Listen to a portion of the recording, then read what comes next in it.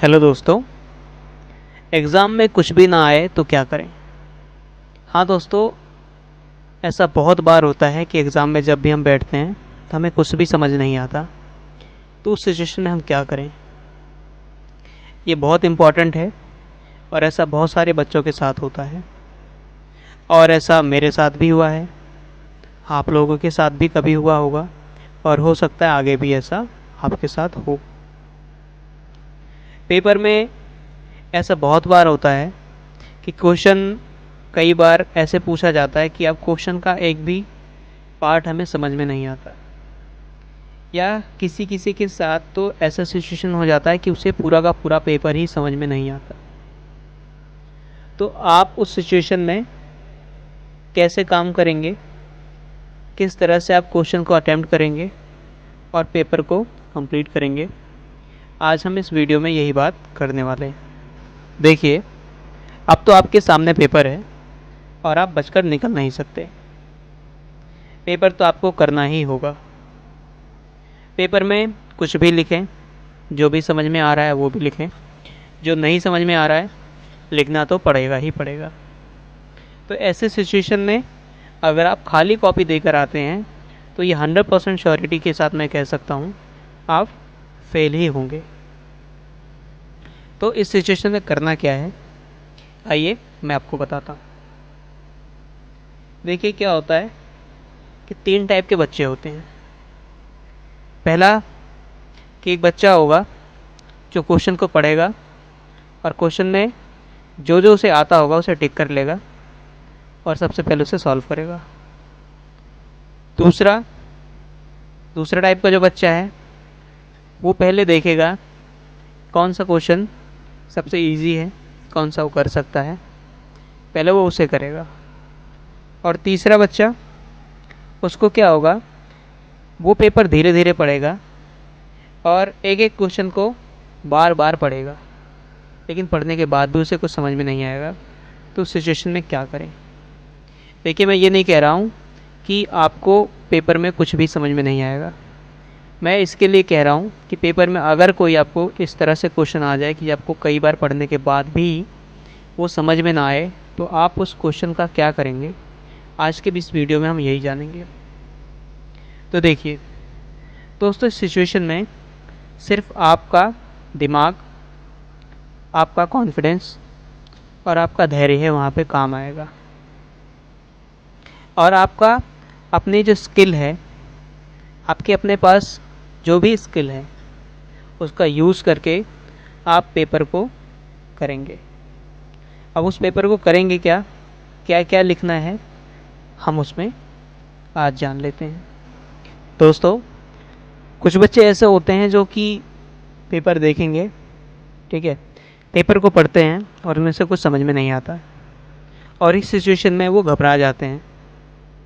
घबरा ये जाते हैं क्योंकि वो सोचने लगते हैं कि मुझे तो पेपर में कुछ भी नहीं आ रहा है, एक भी क्वेश्चन समझ में नहीं आ रहा है, अभी मैं क्या करूँगा, मैं कुछ लिख नहीं पाऊँगा और फिर मैं फेल हो जाऊँगा।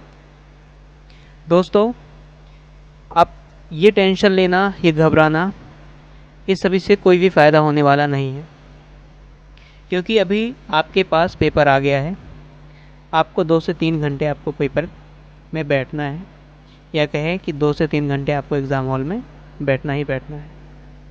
चाहे आप कुछ सोचें, चाहे आप कुछ लिखो या ना लिखो, लेकिन आपको 2 से 3 घंटे एग्ज़ाम हॉल में देना ही देना है। तो दोस्तों, ऐसी सिचुएशन के लिए क्या करें, सबसे इम्पोर्टेंट चीज़ ये है, सबसे पहले तो ये टेंशन लेना छोड़ें, ये घबराना छोड़ें कि अब मैं फ़ेल हो जाऊँगा, अब मैं क्या करूँ। क्योंकि जब आप इतनी सारी चीज़ें सोचेंगे, टेंशन लेंगे, तो आप उस बीच में कुछ भी नहीं लिख पाएंगे। उसकी जगह क्या करना है मैं आपको बताता हूँ। देखिए दोस्तों, ऐसा नहीं है कि एग्ज़ाम के बीच में उठकर आप चले जाओ, ठीक है, आप एग्ज़ाम छोड़ भी नहीं सकते और आपको एग्ज़ाम में कॉपी को खाली छोड़कर आना भी नहीं, ठीक है। तो मैं आपको बता रहा हूँ कि आपको इस सिचुएशन में करना क्या है। सबसे पहले कि एग्ज़ाम्पल के थ्रू समझिए कि क्या होता है। मान लीजिए कि आपके सामने क्वेश्चन आया, और क्वेश्चन क्या है कि किसी भी एक बिंदु पर आपको प्रकाश डालना है, प्रकाश डालने का क्या मतलब है कि किसी भी प्रश्न पर आपको अपने विचार प्रकट करने हैं, यानी आपके मन में क्या विचार आ रहे हैं उसको आपको लिखना है। यानी जो क्वेश्चन हम पढ़ रहे हैं उसके बारे में हम क्या सोच रहे हैं, उस विषय के बारे में हम क्या सोच रहे हैं, हमें उसको लिखना है। तो इस क्वेश्चन को कैसे सॉल्व करेंगे, चलिए जानते हैं।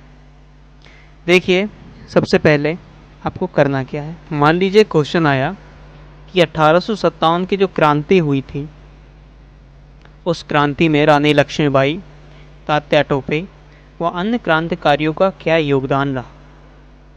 तो इस क्वेश्चन को आप किस तरह से करेंगे।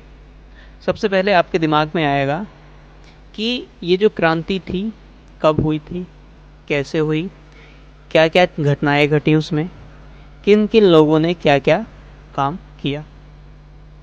आप इसी क्वेश्चन को अपने साइंस, मैथ या किसी भी सब्जेक्ट से आप रिलेट कर सकते हैं कि कोई भी क्वेश्चन आता है आपको किस तरह से एक्सप्लेन करना है। देखिए, सबसे पहले आपको इसमें काम क्या करना है, आपको विजुलाइजेशन करना है।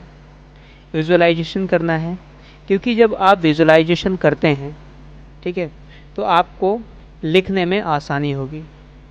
आप जो विजुलाइजेशन करते हैं, जो सोचते हैं, जो दिमाग में आपको आता है, जो भी आपके मन में उस पॉइंट को सोचकर आ रहा है, आपको वही लिखना होता है। तो सबसे पहले क्या करना होता है, आपको विजुलाइजेशन टेक्निक का यूज़ करना होता है, जो कि बहुत ही आसान है। ये पहला काम होता है।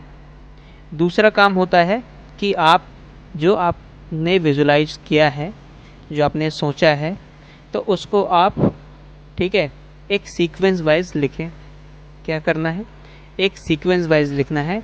उसमें कुछ भी इस तरह से नहीं कि आपने उसको कहीं से भी जोड़कर किसी भी बीच में ऐसे लिख दिया है, आपको खुद ही समझ नहीं आ रहा है। सबसे पहले तो आप एक सीक्वेंस वाइज लिखें।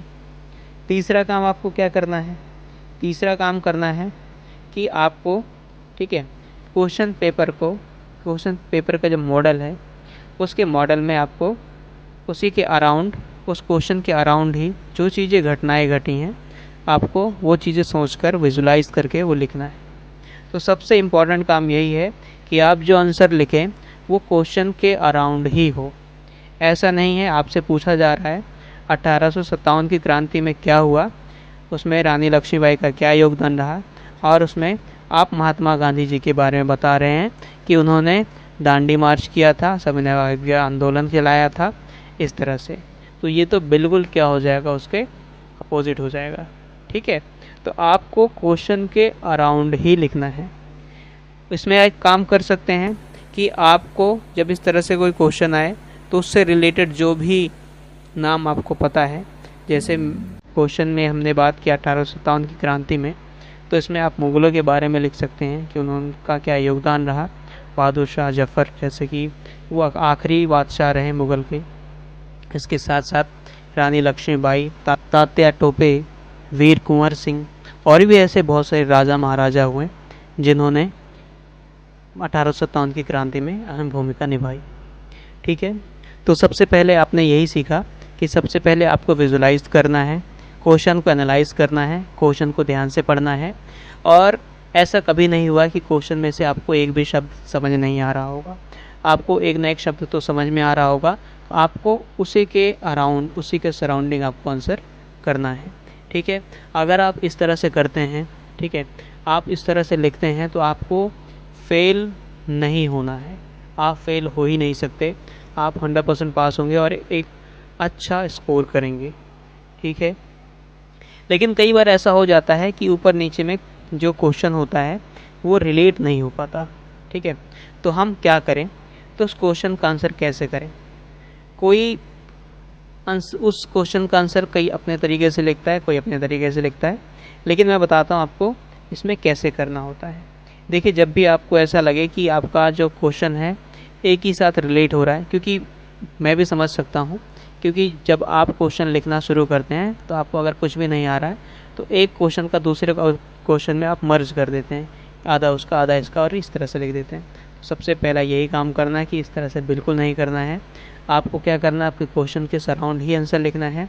इसके साथ साथ आप अपने आंसर के बीच में क्या करना होगा, जब भी आप आंसर लिखें तो उसके बीच में कुछ इंपॉर्टेंट फैक्ट्स अगर आपको याद हो या कभी सुना हो या जाना हो उस फैक्ट के बारे में, अगर आपको ध्यान में आ रहा हो, कुछ भी आ रहा हो उस आंसर से या क्वेश्चन से रिलेटेड, तो आप उसे ज़रूर लिखें। ये ना शर्माएं कि आपको क्या होगा कि आता ही नहीं या फिर मैं लिखूँगा तो इसका मेरे टीचर पढ़ेंगे तो क्या आंसर देंगे, क्या हंसेंगे, बोलेंगे, क्या रिएक्शन होगा। बिल्कुल नहीं। देखिए, आपको बस एक ही चीज़ सोचना है, अगर आप पेपर खाली देकर आएंगे तो आपको 0 नंबर आएगा, ठीक है। और अगर आप कुछ भी लिख कर आएंगे तो ऐसा तो है नहीं कि आपको माइनस मार्किंग मिलेगा। वहाँ पे ऐसा कभी नहीं होता कि आपने लिखा, ठीक है, और ये टीचर को पसंद नहीं आया तो उसने आपको माइनस में नंबर दे दिया, फिर आपके नंबर काट लिए। आपको अगर आपने लिखा है तो आपको 1 नंबर 2 नंबर ये तो ज़रूर मिलेगा। लेकिन अगर आपने उसी को एक क्वेश्चन के सराउंडिंग लिखा है तो 4 में से 3 नंबर, 3.5 नंबर, इतना तक तो आपको मिल सकता है। तो बस यही लास्ट है। सबसे पहले यही करना है कि क्वेश्चन को विजुलाइज करना है, घबराना नहीं है, ठीक है। अगर आप घबराएं तो आप क्वेश्चन का आंसर नहीं कर पाओगे। सबसे पहला यही काम करना है कि घबराना नहीं है, क्वेश्चन को विजुलाइज करना है, ठीक है। और क्वेश्चन को पहले टिक कर लेना है, क्या नहीं आ रहा है, क्या आ रहा है। जो आपको पहले आ रहा है उन क्वेश्चन के आंसर आप पहले लिखें, और जो नहीं आ रहा उन क्वेश्चन को आप बाद में अटैम्प्ट करने के लिए छोड़ दें। और आप जब भी आंसर करें तो कोशिश करें कि सीक्वेंस वाइज हो। पहले जो क्वेश्चन आ रहा है एक सीक्वेंस से उसको आंसर कर लीजिए, और जो नहीं आ रहा है फिर उन क्वेश्चन पर आप लास्ट में आइए। और उनको जब लिखने का तरीका यही है कि आप पहले विजुलाइज करें उसको, एक क्या सिस्टमेटिक तरीके से लिखें, ठीक है। ऐसा नहीं है कि आप मिक्स करके एक हलवा बना दिया उसे आपने, ऐसा ना हो। सिस्टमेटिक तरीके से लिखें, प्रॉपर गैप रखें, ठीक है। और अपनी राइटिंग को भी थोड़ा नीट एंड क्लीन रखें, क्योंकि लास्ट में आते आते जो हमारी राइटिंग होती है हिंदी से उर्दू पहुंच जाती है, ये हमें खुद पता ही नहीं चलता। तो बेसिकली ये इस मेन बातें थी। घबराना नहीं है, विजुलाइज करके लिखना है। किसी भी आंसर का, किसी भी क्वेश्चन का, कोई भी आपको टॉपिक अगर समझ में नहीं आ रहा है कि ये लिखूं ना लिखूं, तो घबराओ ना, आप लिख दो, क्योंकि उसमें आपको नेगेटिव मार्किंग नहीं मिलेगा। जो भी होगा आपको पॉजिटिव ही होगा। और अगर इस तरह से आप आंसर लिखते हैं आपको अच्छे नंबर ज़रूर आएंगे। यहाँ तक बने रहने के लिए थैंक यू सो मच। आप सभी को एग्ज़ाम के लिए बहुत बहुत शुभकामनाएं। आप सभी का एग्ज़ाम अच्छा जाएगा। खाली छोड़कर नहीं आना है, जो भी आपको समझ में आ रहा है वो ज़रूर लिखना है। अगर वीडियो आपको पसंद आई हो, ठीक है, तो आप लाइक करें, चैनल को सब्सक्राइब कर लीजिए ताकि मैं आपके लिए और भी इसी तरह से मोटिवेशन वीडियोस ला सकूं, ठीक है। तो थैंक यू सो मच यहाँ तक बने रहने के लिए। All the best.